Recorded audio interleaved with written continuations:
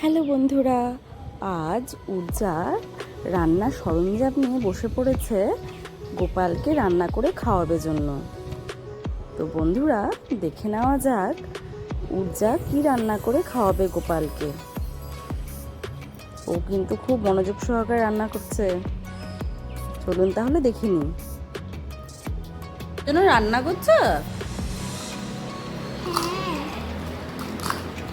আচ্ছা, খাওয়াও তো। তুমি কিভাবে খাওয়াবে গোপালকে?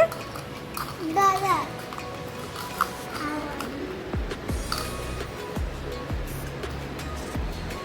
এই আমি খাচ্ছি। খাওয়াচ্ছ?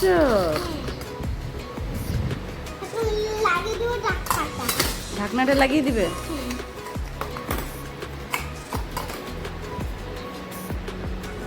এখন হয়ে এলো গোপালের মাখন। এখন হয়ে এলো গোপাল জন্য। আচ্ছা, গোপালের জন্য মাখন হয়ে গেল। এই দেখো ঠান্ডা ঠান্ডা।